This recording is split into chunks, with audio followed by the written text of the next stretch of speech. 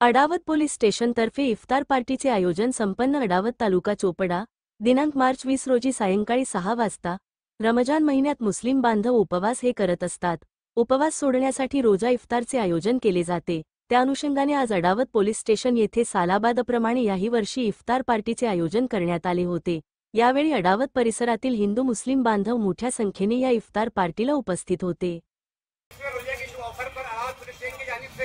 इफ्तार party का programme रखा गया है तो मैं सबसे पहले माझ्याकडून तरी ही पहिल्यांदा आहे आणि मी नशीबवान समजतो स्वतःला की मला ही अशी एक संधी मिळाली, कारण की ही संधी मिळणं एवढं सोपं नाही। ॲज अ प्रभारी म्हणून आपल्या गावातल्या सर्व धर्मांच्या लोकांना इथे बोलून आणि सर्वांना इथे येऊन इफ्तार पार्टी देणे हे सौभाग्य मानतो मी।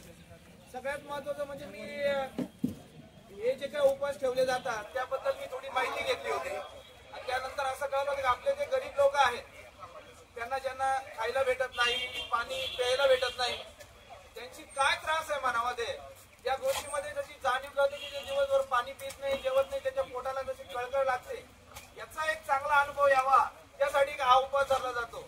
आणि या उपवासामध्ये पाणी पण पिलं जात नाही आणि पोटामध्ये काय अन्न घेतलं जात नाही।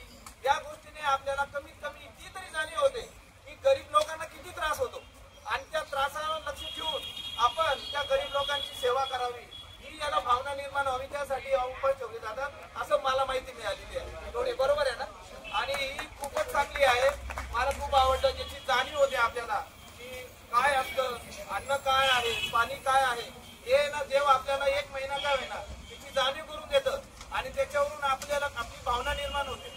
खरं तर ही जी गोष्ट आहे जे आपण करतोय सगळं रमजान महिन्यामध्ये आपलं सर्व बांधव सगळे एकत्र यावे आणि आपले सगळे भांडणं मिटावे हा उद्देश असतो, बरोबर आहे ना? माझ्याकडून असं म्हणणं आहे की आपल्या सर्व समाजाचे लोक सर्व एकत्र यावे आणि सगळ्यात बांधव बनावेत अशी माझी इच्छा आहे, म्हणून मी बनवलेलं आहे। हे इफ्तार पार्टी माझी छोटीशीच पार्टी आहे, मी माझ्या परीने जेवढा प्रयत्न करता आला तेवढा प्रयत्न केला आहे।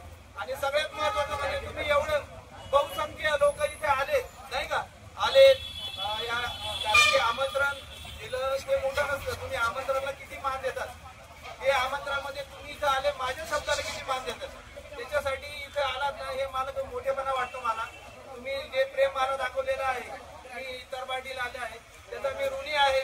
तरी असं प्रेम राहू द्या आणि आपल्या सगळ्या लोकांमध्ये असा सर्व धर्म समभाव असाच असावा अशी माझी इच्छा आहे।